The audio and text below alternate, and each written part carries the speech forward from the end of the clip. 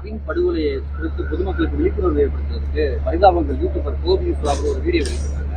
அதுக்கு கண்டனங்கள் எடுத்துட்டு இருக்காங்க. அதே அமைப்பை ஜாதி அமைப்பை சேர்ந்தவர் வந்து அவரும் வீடியோ எடுத்து அவங்களுக்கு எச்சரிக்கை விட்டுருக்காங்க. திருநெல்வேலியில் புகார் கொடுத்துருக்காங்க. அந்த வீடியோ பரிதாபங்கள் வந்து யூடியூப் மூலியமா வீடியோ வந்து விழிப்புணர்வு பண்ணிருக்காங்க. ஏன் இப்படி பண்றீங்க, நீயும் படிச்சு இல்லைங்க, அந்த கொலை செய்த தம்பி அவர் சரியா தானே பண்ணியிருக்காரு. அதுல என்ன அவரை எச்சரிக்கிறது?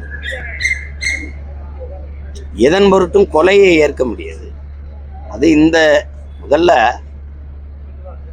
தமிழனுக்கு சாதி இல்லை, சாதி தமிழனுக்கு இல்லை. இதுதான் எங்க புரட்சி பாவலர் கற்பிச்சது. தமிழ் ஒரு பேரன்பின் தாய். தமிழன்ல உயர்ந்தவன் தாழ்ந்தவன் என்று எப்படி பாக்குறீங்க? என்னல நீங்க எந்த வழியில தாழ்ந்துட்டீங்க? உங்களை நான் எந்த இடத்துல உயர்ந்துட்டேன்? இப்படி ஒண்ணும் இல்லையே. ஒருத்தன் என்னில தாழ்ந்தான்னா அங்க தமிழ் தாழ்வு. ஒரு தமிழன் தாழ்றான், அவன் தாழ்த்தி வைக்கப்படுறான். நீ யாரும் தாழ்ந்தவன் இல்லையே, தாழ்த்தி வைக்கப்பட்டவன் தானே, தாழ்த்தப்பட்டவன் தானே.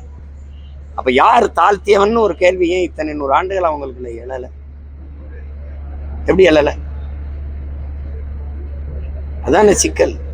இங்க என்னன்னா, நம்ம பாட்டனார் அயோத்தியாச பண்டிதர் சொல்றாங்க, அவன் வெள்ளக்காரன் வரும்போது அவன் மொத்தமா எல்லாரையும் அடக்கி ஆண்டான், அடிமைப்படுத்தினான். அவனுக்கு நம்ம எல்லாருமே அடிமைதான்.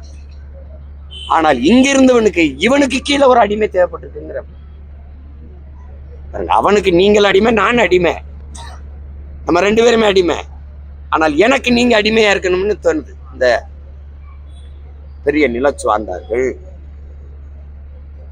அவங்களுக்கெல்லாம் என்னன்னா, எனக்கு கீழே வருது, நீயே அடிமை, உனக்கு கீழே ஒரு அடிமை இருக்கணும்னு நினைச்சு அடிமைப்படுத்திட்டே இருந்துட்டான்.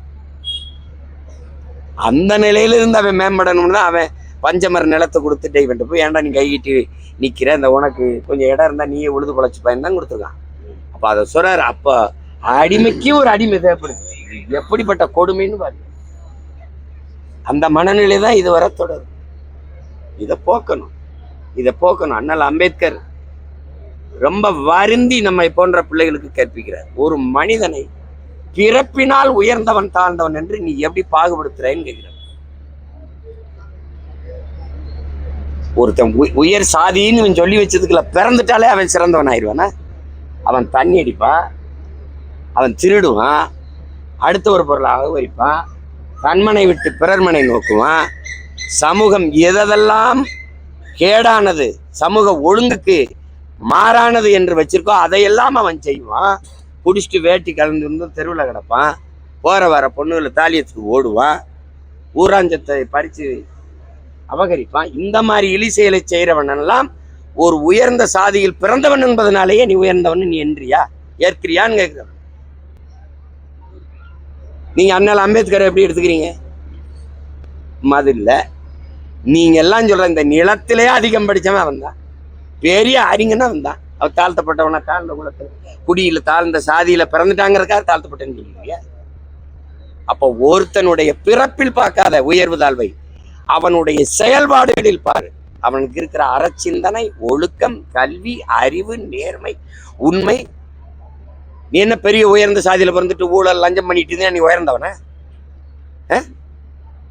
சொல்லுங்க. மண்ணெளி வித்துட்டு மலையை வெட்டி வித்துக்கிட்டு உயர்ந்த சாதினா நீ உயர்ந்தவன? எப்படி இருக்கு? கள்ளச்சாரம் எங்காச்சு விற்கிற நீ பெரிய ஜாதி. அப்ப பெரிய ஜாதியா நீ? மாசம் கொலை பண்ணிட்டு சிறைக்கு போயிட்டு வர வேணும், அவன் உயர்ந்த சாதி. அந்த